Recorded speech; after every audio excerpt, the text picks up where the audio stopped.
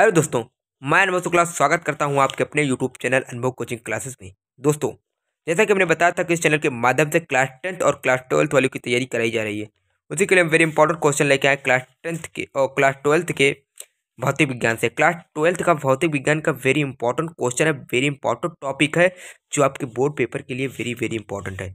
तो ये कूलाम का नियम जो है, ये क्लास 12th के फर्स्ट चैप्टर से लिया गया कूलाम का नियम वेरी इंपॉर्टेंट है, जो कि 5 नंबर या फिर डेरिवेशन करने के लिए भी इसका नियम आ जाता है। इसका सूत्र जो F बराबर 1.45 epsilon not into Q1 Q2 upon R square जो है, ये सिद्ध करने के लिए, मतलब इसका आ जाता है डेरिवेशन करने के लिए। ठीक है, तो देखिए इसका परिभाषा हम कूलाम का नियम किस प्रकार लिखते हैं। देखिए परिभाषा देखिएगा, वेरी इंपॉर्टेंट क्वेश्चन है टारगेट 90+ के साथ। इसके परिभाषा देखिएगा। क्वेश्चन इस प्रकार है कि परिभाषा है कूलाम के नियमानुसार। अब कूलाम का नियम है तो इसके नियम अनुसार लिखेंगे ना।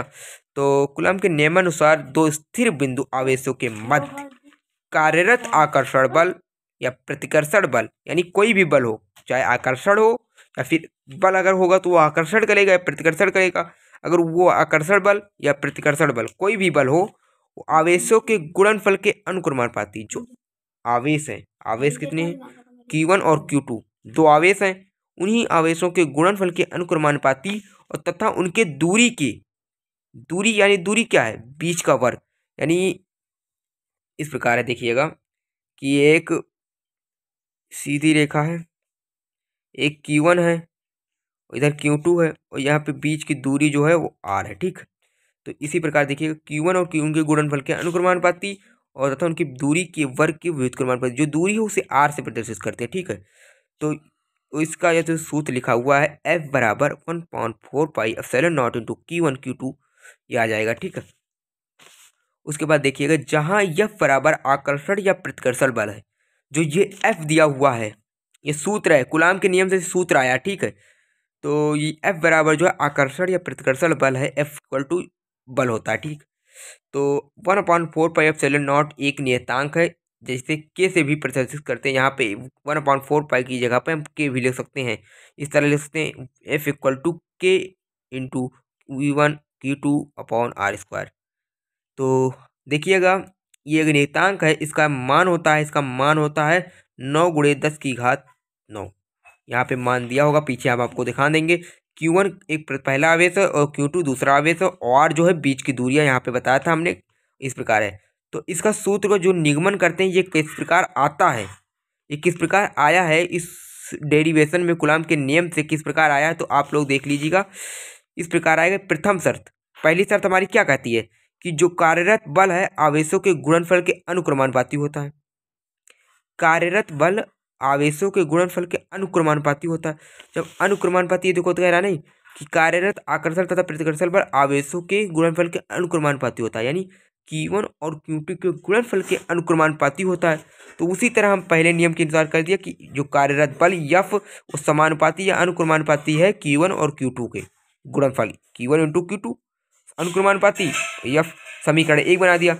अब दूसरा स्टेप क्या कर रहा है, दूसरा स्टेप कह रहा है कि देख लीजिए, पहले इधर देख लीजिए, हम लिख के लेके आए कि द्वितीय शर्त कह रहा है जब कार्यरत बल बीच की दूरी के वर्ग के व्युत्क्रमानुपाती हो। यानी कार्यरत बल, जो बल कार्य कर रहे हैं वो बल जो है बीच की दूरी यानी R के व्युत्क्रमानुपाती 1/R हो। तो हम व्युत्क्रमानुपाती का चिन्ह यानी समानुपाती व्युत्क्रमानुपाती का चिन्ह इसी तरह बनेगा। उसके 1/R स्क्वायर, R के वर्ग, बीच की दूरी किससे प्रदर्शित करते हैं, R से करते हैं, वो उसका वर्ग को करना है। तो हम इस तरह कर सकते हैं F समानुपाती और व्युत्क्रमानुपाती 1/R स्क्वायर, इसे हम बना दिए समीकरण 2। अब भाई हम क्या करेंगे, समीकरण 1 और समीकरण को 2 मिलाने पर, यानी समीकरण 1 और 2 से, अब जब समीकरण 1 और 2 से हम मिलाएंगे तो इस प्रकार बनेगा F समानुपाती, अब भाई Q और Q2 ये है ये, अब इसे हम जब इसमें गुणा करेंगे तो एक, भाई एक जो होता है कभी कभी हट जाता है, एक का कोई मान नहीं था। Q1 और Q2 को एक से गुणा करेंगे तो Q1 और Q2 आ जाएगा। ठीक है, तो ये हो जाएगा अपान R स्क्वायर हो जाएगा। यानी आप लोगों को देखिए किस प्रकार होगा, देखिएगा इस प्रकार है कि Q1 Q2 R स्क्वायर, और इसके बाद हम इसको इंटू करेंगे 1/R स्क्वायर, एक ये हो जाएगा। ठीक, जब या समीकरण 1 होगा, समीकरण 2 होगा, और Q1 और Q2 से आर स्क्वायर नहीं रहेगा, ठीक है। ये आर स्क्वायर नहीं रहेगा क्योंकि Q1 और Q2 पहले प्रथम समीकरण है और ये द्वितीय समीकरण है, ठीक है। जब इसका Q1 और Q2 से गुणा करेंगे तो Q1 और Q2 हो जाएगा और नीचे आर स्क्वायर आ जाएगा, तो यही आ जाएगा यहाँ पे। जब समीकरण 1 2 को मिला देंगे तो इस तरह आ जाएगा। और जब समानुपाती का चिन्ह हटेगा तो एक नियत, आप लोगों ने जब पढ़ा होगा कि जब समानुपाती का चिन्ह हटता है तो एक नियतांक लग जाता है, और जब यहाँ पे समानुपाती का चिन्ह हटेगा, ये समानुपाती का चिन्ह, तो बराबर लगेगा, और बराबर लगेगा तो उसके बाद एक नियतांक लग जाता है। अब यहाँ पे नियतांक के लग गया, के जो है एक नियतांक है, और के को हम इस तरह भी लिख सकते हैं 1/4 पाई एप्सिलॉन नॉट, यानी 1/4 पाई एप्सिलॉन नॉट को हम के भी लिख सकते हैं, के को इस तरह भी लिख सकते हैं। और इसका मान जो होता है वो मान यहाँ पे दिया हुआ 1/4 पाई एप्सिलॉन नॉट का मान होता है 9 × 10⁹ तो ये हम डेरिवेशन, ये जो सूत्र हम इस प्रकार ले आए हैं कि F equal to 1/4 pi epsilon naught Q1 Q2 upon R square. ये जो है ये कूलाम के नियम से सूत्र है, ये कूलाम का नियम का सूत्र है। ये पहले चैप्टर का वैद्युत आवेश तथा क्षेत्र का चैप्टर में, इसमें न्यूमेरिकल में ये सूत्र प्रयोग होता है, ठीक है। तो 1/4 पाई एप्सिलॉन नॉट का मान जो होता है 9 × 10⁹ होता है, और जो एप्सिलॉन नॉट होता है उसका मान होता है 8 पॉइंट मतलब 8.8 गुणे और 8.885 8.85 × 10⁻−12 जो एप्सिलॉन नॉट का मान होता है। 1/4 पाई एप्सिलॉन नॉट का मान होता है 9 × 10⁹ आप जब न्यूमेरिकल लगाएंगे पहले चैप्टर का तो ये आपका जरूरी है, ये काम आएगा मान रखने के लिए, तभी आप कैलकुलेशन करेंगे तभी आंसर आएगा, ठीक है।